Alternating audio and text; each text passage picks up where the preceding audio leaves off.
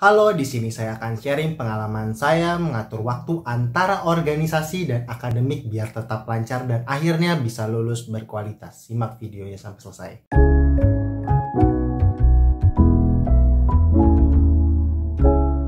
Halo, perkenalkan saya Bahani Rianta. Di channel ini saya membahas pengembangan diri dengan cara bercerita dan mendengarkan pengalaman dari banyak orang. Kalau kamu tertarik mengikuti, jangan lupa subscribe. Oke, konten ini terinspirasi dari komentar ini di video ini. Dan memang pembagian waktu ini kompleks banget ya secara praktikalnya. Kalau dengar teorinya mah gampang. Ingat tujuan, dijadwalin, hilangkan distraksi, dan lain-lain. Semua itu memang begitu adanya. Kalau misalkan kita lihat juga contoh-contoh orang-orang sukses ya, Raditya Dika pernah bahas nih di video ini. Terus ada YouTuber yang lagi hits dengan konten edukasinya, Agus Yohalin. Terus ada juga kalau yang perempuan kayak Genio. Masalah waktu, teorinya memang sebenarnya begitu-begitu aja, tapi memang praktikalnya itu yang sulit. Nah, karena saya lulusan vokasi, maka saya di sini akan memberikan tips yang praktikal banget nih, insya Allah ya. Karena kan kuliahnya banyak praktek ya. Semoga bisa bermanfaat untuk teman-teman. Oke, kita mulai. Yang pertama, punya tujuan yang jelas. Loh,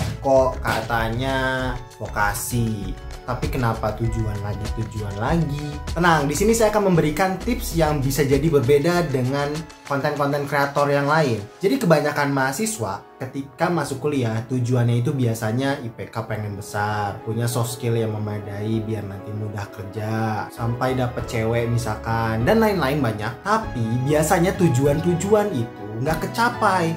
Kenapa nggak kecapai? Karena tujuannya terlalu banyak. Padahal menurut buku The Power of Habits, ketika ingin mengubah suatu habits, maka ubahlah satu habits yang memang penting menurut kita untuk diubah, yang nantinya habits-habits lainnya akan mengikuti. Sama halnya dengan tujuan. Kalau misalkan kita pengen berkembang, tujuannya jangan banyak-banyak dulu, satu aja dulu. Kalau misalkan kita mau keluar kota, memang bisa kan kita ke Jakarta, Surabaya, Medan, dan lain-lain. Tapi kan itu harus satu-satu dijalaninya. Gak bisa serempak langsung gitu kita punya Kage Bunshin langsung menyebar. Enggak, kita tetap harus satu-satu. Maka biar kita bisa berkembang, coba tujuannya satu aja dulu.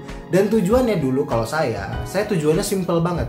Saya hanya pengen produktif, dan produktif.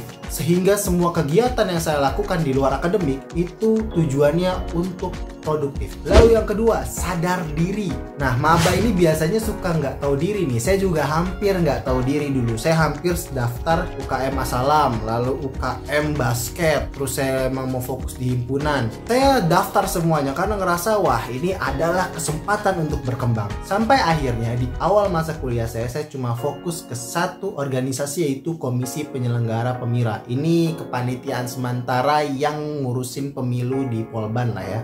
Sederhananya gitu. Akhirnya saya cuma fokus di KPP dan seterusnya saya fokus di Badan Eksekutif Mahasiswa yang teman-teman bisa lihat videonya di sini. Terus sebagai mahasiswa baru, kita perlu adaptasi dulu dengan situasi perkuliahan yang kita jalani. Kita lihat dulu nih, oh kalau saya aktifnya banyak nih, kira-kira saya keteteran nggak ya? Oh kalau misalkan saya aktif organisasi itu, kira-kira bakal mengganggu nggak ya? Oh kalau saya aktif lomba, aktif organisasi, jadi volunteer, ikut proyekan dosen.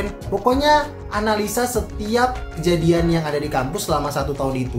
Terus nanti baru pas tingkat 2 coba explore lagi. Oh saya mau ini saya mau itu Yang misalkan awalnya di tingkat 1 cuma berorganisasi, jadi berorganisasi dengan lomba dan lain sebagainya. Yang jelas jangan buru-buru.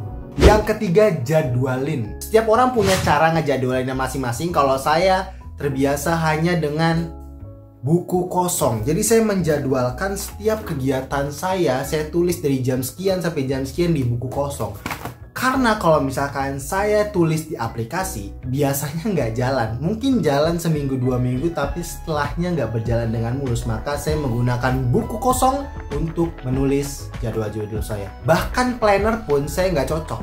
Saya cocok hanya dengan buku kosong karena saya merasa effort saya untuk menulis kegiatan sehari-hari saya itu lebih bener-bener teruji di sini ya. Jadi kayak 12 sampai 12.30 ngapain dan seterusnya. Jadi pas udah selesai nulis susah-susah, saya juga dengan senang hati menceklisnya. Nah itu kepuasan tersendiri sih. Dan sebenarnya balik lagi nanti ke teman-teman menemukan caranya seperti apa, karena itu butuh proses dan saya juga nggak langsung ya pada saat itu menemukan cara menjadwalkan ini. Yang keempat, kurangi nonton konten unfaedah. Ini serius, bahkan radikalnya kalau bisa kamu jauhin HP kamu saat kamu pengen produktif atau ingin melakukan suatu aktivitas yang menurutmu penting. Saat saya maba dulu ada tugas namanya gambar teknik, masih manual ya, pakai kertas gede A1, saya ngegambar manual. Kalau misalkan saya pada saat ngegambar tidak menjauhkan handphone saya yakin saya akan keteteran. Dan juga saya nyaruh HP-nya nggak cuma ngeletak di dekat tempat saya kerja,